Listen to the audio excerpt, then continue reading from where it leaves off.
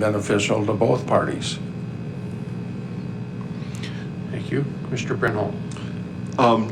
Just a comment. I'm sitting here thinking, I think it's fantastic that we're having a discussion about downtown parking.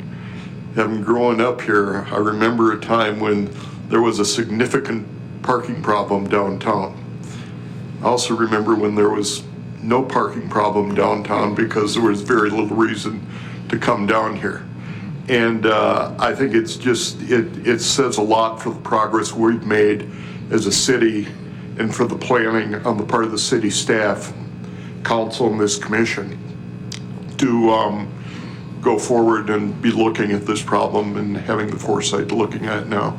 So thank you. Thank you. Any other comments? Mr. Peterson. Yeah, I know we're talking about downtown here and parking, but I think it's a whole different problem when we get to the university area. That's it's correct. At the Third Ward, and we get to Water Street and the Randall Park area.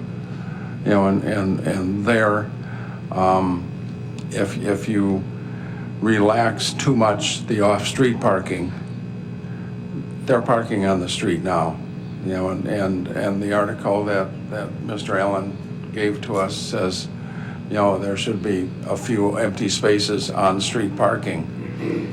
They ain't there, you know, especially during the day in the Third Ward area around the university, and certainly the Water Street and Randall Park area in the evening. Further away from Water Street or Chippewa, where during the day the problem seems to be more during the day because they're university students. So I think it's something that I think we need to draw the university into this too. They have an outer lot on Stein Boulevard that students park there from the dorms. There could be other external lots where they could have their students park and bus to the university in an express fashion, as opposed to having the city bus system taken there, and that might alleviate some of the parking problems in the area immediately around the university. Mr. Christopherson. Thank you, Mr. Chairman. One of the things that occurs to me, I know that the study did talk about Third Ward, and they said that there should be charging for their parking on street because students will go to where it's free. They don't care where the university wants them to park.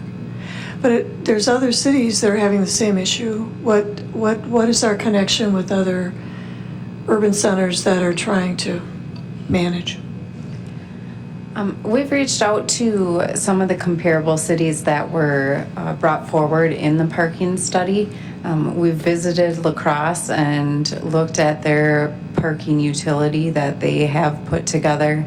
I've talked with Wausau some on how they're changing some of their approaches to their parking. But I haven't gone further than that at this point. We've been working with the university and the Third Ward neighborhood and now trying to get them connected and move forward with the parking study recommendations with those two, and then also the historic Randall Park neighborhood as well. So we'll keep working with them moving forward here and seeing what we can do to address some of their issues that have been ongoing. May I ask a follow-up? I'm just wondering if it would expand the capacity that you have for looking at this, if there were like a task force that could engage other cities and multiply some of the interest. I continue to think about the consumer's interest in this issue, because that's where the pushback will come from after ordinance changes or policy changes have been made. So it just seems like involving the end user in looking at what's working in other communities and getting them advocating in a direction that we see meet some of the city's needs. Mm-hmm. I'm all in favor of that. Okay. Any other comments or questions? Thank you, Mr. Petrie. Thank you. And Mr. Allen will lead a discussion on the 5-year comprehensive plan review. All right, thank you, Mr. Chair and members of the commission. Just to kind of tie into Ryan's presentation and Leah's as well. As you noted, Mr. Chair, that Commissioner Gregor is unable to be here tonight, but did mention, as the agenda was published last week, did reply that he was wondering how the city can best initiate a process to involve the public and developers in this conversation. And again, playing off of Commissioner Christopherson's comments as well. So beyond that, he did not provide any other additional comments at this point, but as noted, along with the comprehensive plan update, or comprehensive plan review, I should say, there'll be additional opportunities to have conversations, but certainly involving the development community and both current and proposed projects moving forward will be necessary. And the same is true as we look at a review of the comprehensive plan. Before we leave the parking discussion entirely, yes, do have the zoning practice. Literally came out as we're putting the agenda packet together this last week, so very good timing. Donald Shoup is in planning circles known as the kind of parking guru with regards to doing a lot of good research through his kind of his office as a both research professor at UCLA and his work through the American Planning Association. So certainly put a lot of stock in his commentary and research. A lot of good tweetable comments in here as well, and quotes. My favorite, before we leave this, where he states, parking requirements are closer to sorcery than to science. So I think that can really put a good lens on what we have to work with here moving forward. And he even included specific parking requirements, even in places that you might think are a little bit more forward thinking with regards to parking, and how they still have outdated, antiquated codes referring to things that don't really have that much in communities anymore, such as arcades or pool halls. So they're still out there, but again, having those as your standards for, and basing parking standards around those are quite interesting. My favorite was the miniature golf and requiring 1.25 parking spaces per tee. Just, again, those are the things that you can kind of chuckle at those. I certainly do quite a bit. But again, as we start laughing at those, hopefully that is a clue that perhaps these need to be addressed and updated. Hopefully not much to chuckle at with the comprehensive plan itself. It is only 5 years old here in 2020, but I did want to bring it to your attention as well, because this is something as well on the Plan Commission work program here for this year. And it's something that is, again, kind of self-identified in the comprehensive plan as needing to conduct a formal review of the plan at least once every 5 years. So that is on page 15-4 of the attachment that was provided, and I'll let Ryan scroll down to that. Thank you. Top of 15 page. There's the attachment, but continue going. Thank you. One more, I think. Nope, a couple more. One more. There we go. Thank you. Thank you. Objective 3, regular reviews. So talking about formal review of the plan every 10 years is more the full version revision of the comprehensive plan.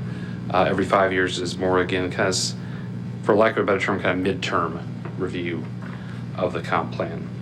Again, so we included the entirety of chapter 15, which is known as the plan implementation program. This is essentially a starting point as well for your annual work plan each year that we present in January. So kind of provide some of these bits and pieces, provide an update and such, almost an ongoing annual type approach. And that's also referenced here in this chapter, kind of providing an annual report as such of the kind of progress on these items. With that, again, this chapter, as I noted in the cover memo, will serve as a guide for the next 5 years. And it has for the last 5 years and will for the next 5 years. So this is the kind of back half of this will serve as pieces and parts that we'll need to update here this year. Again, just a quick summary, the previous 5-year review, which was done for the 2005 comprehensive plan. So kind of looking back to that, kind of a mix of us in terms of who was involved in that back at that point, which occurred in 2011 rather than 2010, but did occur in kind of conjunction with this 5-year review process. There was a 27-member comprehensive review group is what was referred to, and that was comprised of members of the 2005 Comprehensive Plan Citizens Advisory Committee. So there was an advisory committee for 2015 update as well, of course. So that's one thing to consider as we start moving ahead with this, is to look at what kind of input we want to provide in a more broad-based approach. Back with that last midterm review, 3 meetings were held in May and June, which was pretty aggressive timeline. But again, I know in part, again, 2010 may have been more the intended timeline, but 2011 is when that occurred. So it does not need to happen that quickly. If we're looking at kind of a more kind of formal input review process, it does not have to happen 3 meetings in 2 months. That's certainly an option, but again, that was more of kind of a quicker structured approach. Those included the 3 different meetings were an organizational meeting, input meeting, and the review meeting. So a little more kind of rapid fire review of the plan implementation program at that point. So revisions to what were called at that point, or that time, the plan implementation work plan, those are kind of filtered down to a 3-page list, and they're presented to the Plan Commission for approval in October. So between June and October, there's some revisions and additional input provided, but presented to the Plan Commission for their approval October of that year. As an example, I want to really highlight the importance of the 5-year review. This is not just a go through the checklist and just say, done, okay, let's change a date and such. One of the goals and outcomes of that 2011 review was the adoption of the health chapter that was added to the comprehensive plan in 2013. So some of the things is kind of leading into, we talk about parking standards. Certainly that's one area that could be included in this. Affordable housing, of course. There are a lot of different things that we're already talking about through the annual work program that could certainly be more specifically and formally integrated into the comprehensive plan itself. And again, the big one even here tonight was the Renewable Energy Action Plan. So that too, and all the different parts that go with that, can certainly, again, it's being integrated into the comprehensive plan. That's something we can kind of check off the list, but we can certainly at least say, these are the things we're doing. So we're talking about affordable housing, we're talking about parking, talk about renewable energy. These are things that we, in 2015, we're talking about, just kind of nibbling at the edges a little bit, but now here we're already doing that. So let's take credit for it, but at least acknowledge that these things are happening, and then put those into the comprehensive plan with this 5-year review. I neglected to mention as well, with that Renewable Energy Action Plan, kudos again to Ned and Patrick Ritchie, who is Ned's intern working on this. Every time I walk by their office, at least it looked like they were always working on this. I know it's not necessarily the case, but as you saw, there's a lot of data and just a lot of pieces to keep moving through that. Not necessarily saying that's the same kind of level that we're expecting with this comprehensive plan review, but again, that's I'll kind of end there and just get your feedback right now, but just, that's something that similarly could occur. You could have a steering committee of, broad-based group. We could focus on a number of different topics, And again, we don't have to solve all those problems, but we at least can say these are the things we want to do over the next 5 years. So rather than kind of your annual work plan, what are we going to look at for a kind of 5-year work plan before we do a full revision of the comprehensive plan? So I'll leave it at that. Thank you. Thank you. Comments or questions from the commission? Commissioner Christopherson. So for my education, this probably won't make any difference over the long run, but when I asked about standards and goals for the parking study and where we want to be by 2030, it sounds like this is where that happens. It can, yes. This would be one of the places. Right, exactly. Where else do you kind of get those goal trends? Correct. Yeah, no, absolutely. And so it's, again, it doesn't necessarily need to follow the same format with, goals, objectives, priorities, action steps, but that's kind of the traditional method of if we want to deviate entirely from this same format process, the comprehensive plan, that's fine. But I think if you look at this chapter 15, it would be, I think, easiest and most immediately productive to utilize that format moving forward. But yeah, exactly. In terms of parking, again, I just mentioned these kind of, top of mind type things, housing, renewable energy, parking. Those are certainly things that we can establish with some specific goals and objectives in this part of the plan, while we are also still working on some of those kind of action items. They can work concurrently. Thank you. Any other comments or questions from the commission?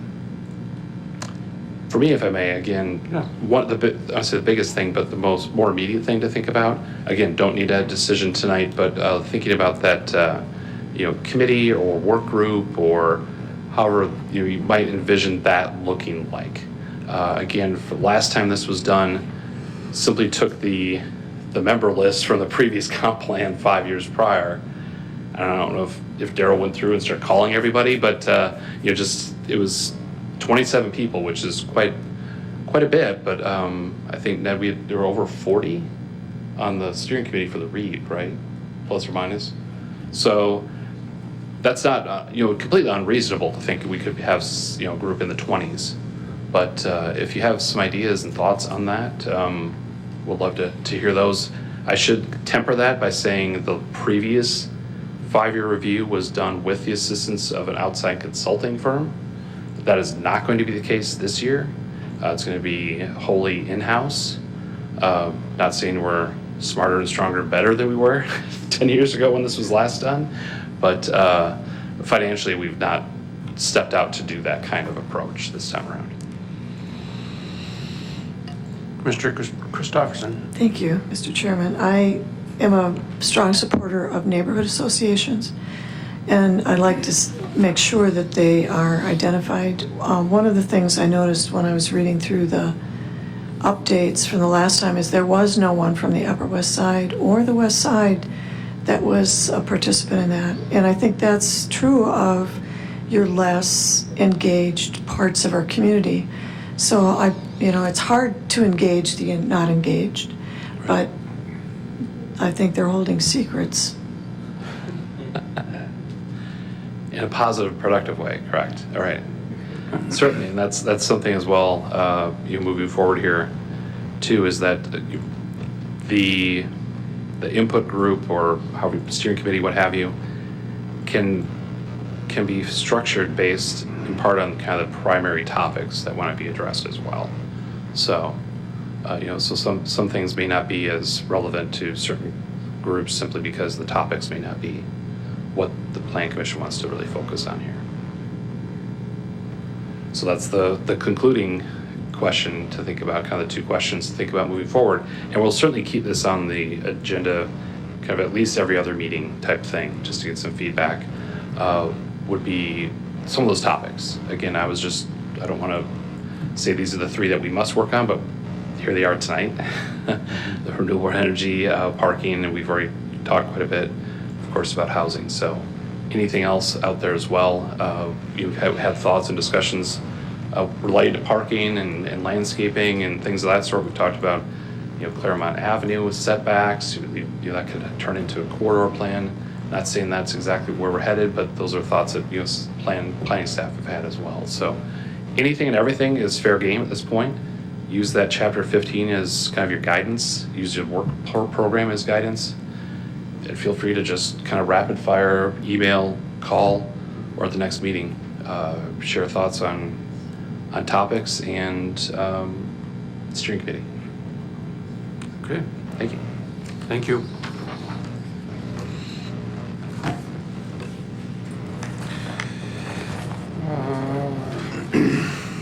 Any code compliance items to discuss? Future agenda items? Been talking about them actually already. And additions or corrections to the minutes? Seeing none, without objection, this meeting is adjourned.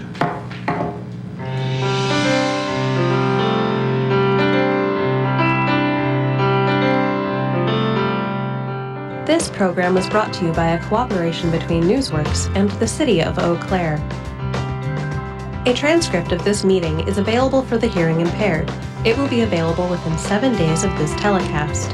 Call 715-839-4912 or TDD 715-839-1689 or write Eau Claire City Clerk, P.O. Box 5148, Eau Claire, Wisconsin 54702-5148.